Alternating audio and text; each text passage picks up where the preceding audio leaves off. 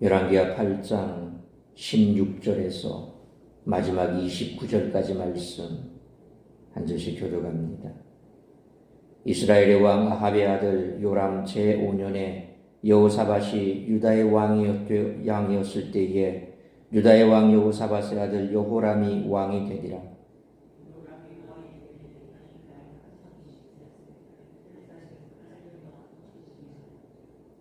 그가 이스라엘 왕들의 길을 가서 아합의 집과 같이 하였으니 이는 아합의 딸이 그의 아내가 되었음이라.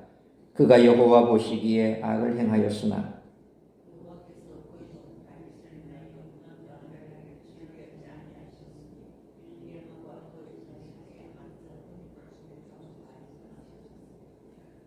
여호람 때에 에돔이 유다의 손에서 배반하여 자기 위에 왕을 세운 거로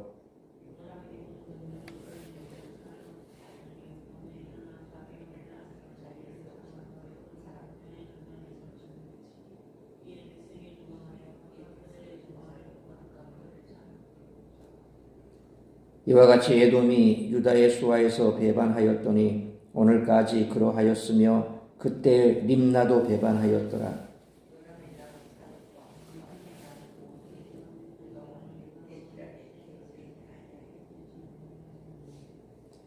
여호람이 그의 조상들과 함께 자매 그의 조상들과 함께 다윗성에 장사되고 그의 아들 아하시야가 대신하여 왕이 되니라.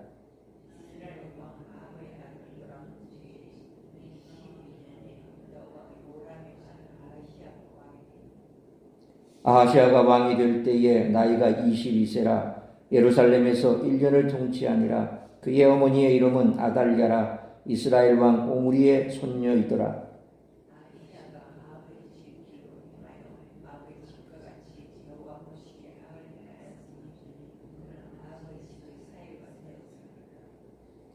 그가 아합의 아들 요람과 함께 길랄라못으로 가서 아람 왕 하사엘과 더불어 싸우더니 아람 사람들이 요람에게 부상을 입힌지라.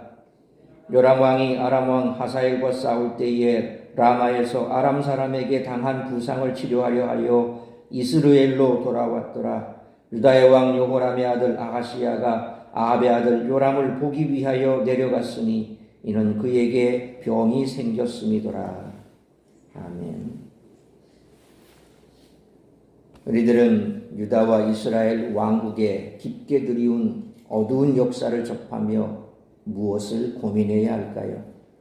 오늘 본문은 악을 제거하는 것이 얼마나 어려운지를, 다시 말해서 그 악의 영향을 보여줍니다. 유다의 왕가가 아합 왕조와 맺은 결혼 관계는 유다를 멈출 수 없는 죄악으로 몰고 갑니다. 오늘 본문을 통해 깨달을 수 있는 것은 첫째로 이들의 연합에 어떠한 정당한 이유 또는 정치적, 군사적 배경이 있었든 간에 상대적으로 의롭게 평가받는 유다의 입장에서는 국가 간 연합은 영적으로 결정되어야 했다는 것입니다. 왜냐하면 한번 악과 연합한 유다는 이를 끊지 못하고 더 강한 연대를 형성하기 때문입니다. 여호람과 아하시야의 짧은 통치는 예전 이스라엘의 혼란이 떠오르듯 결과가 좋지 못합니다. 우리들은 죄에 오염된 세상을 살아가면서 계속 결정을 요구받습니다. 그때 우리들은 사소한 결정이든 중대한 결정이든 영적 고민이 담긴 결정을 내려야 할 줄 믿습니다.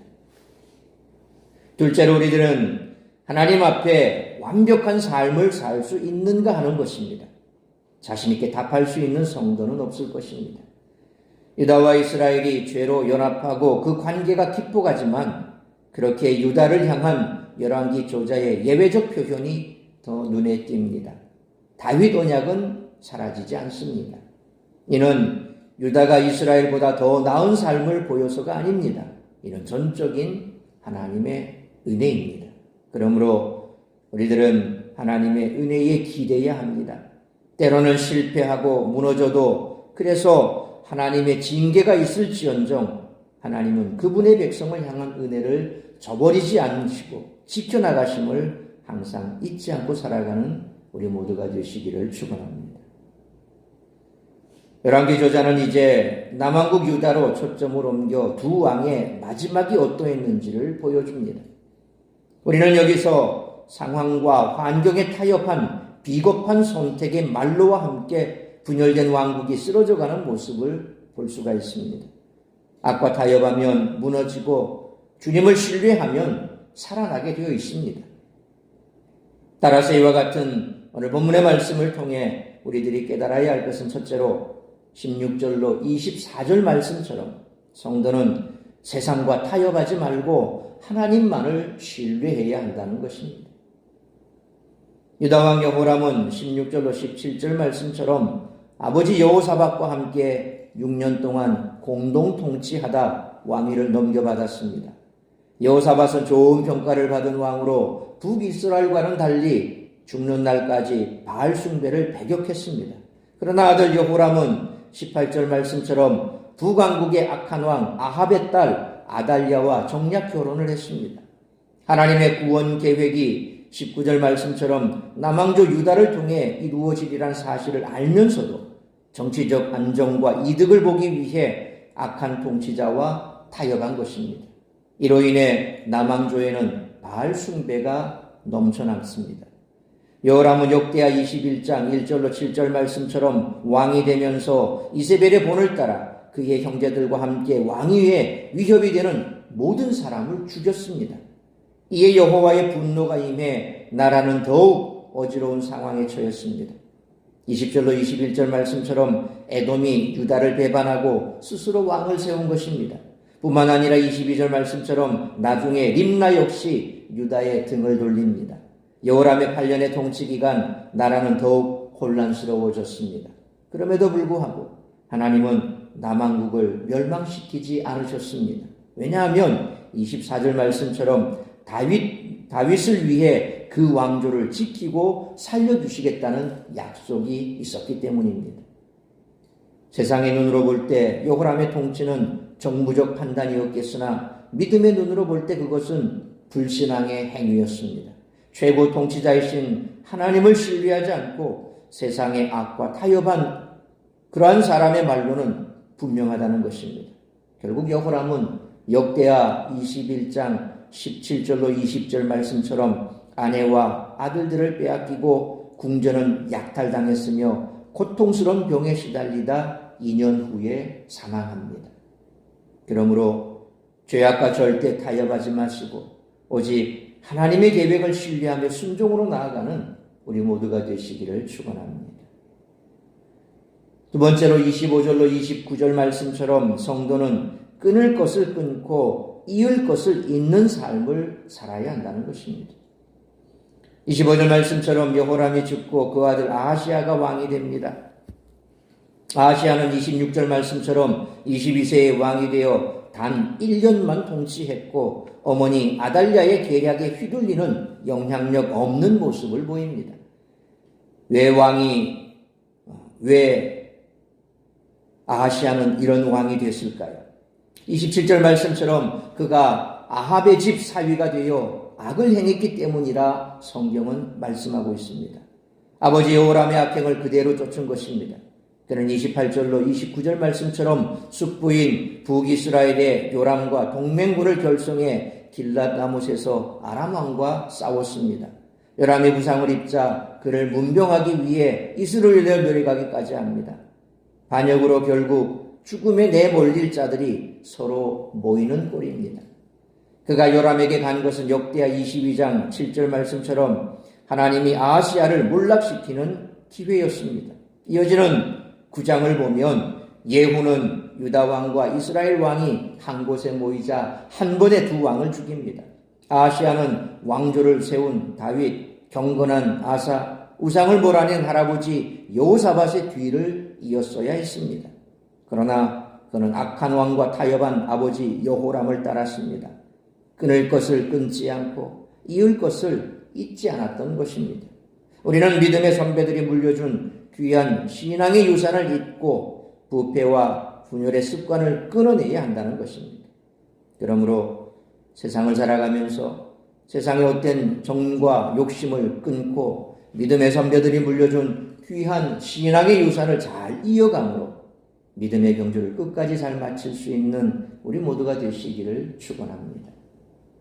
사랑하는 성도 여러분, 세상을 살다 보면 악과 소를 잡으면 당장은 이익을 보장받는 것 같아 안도하게 됩니다. 그러나 세상과 타협하면 온갖 이익을 누리면서 하나님 나라로 나아갈 길은 없다는 것입니다.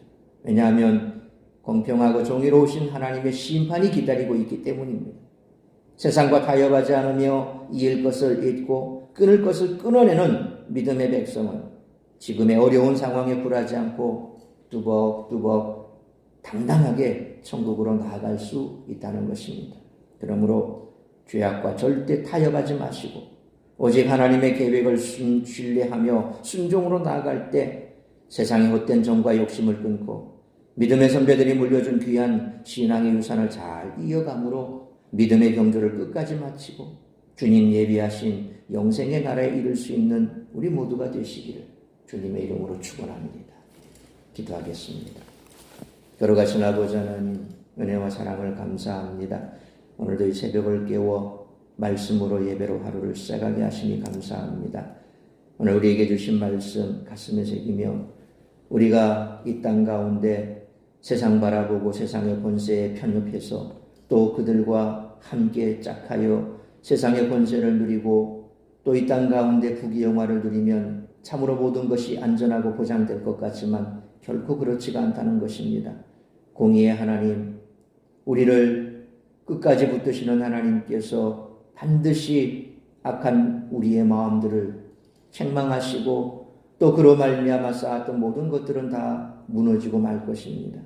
그러므로 그와 같은 어리석은 삶을 살 것이 아니라 시대가 악함으로 우리가 반드시 하나님의 말씀을 쫓아 하나님의 뜻만을 우리가 이루어가는 삶을 살아가는 것이 가장 지혜로운 삶이요 뿐만 아니라 그것이 우리가 마땅히 가야 할 삶인 줄 믿고 순종하며 나아가는 우리 모든 성도들이 되게 하여 주옵소서.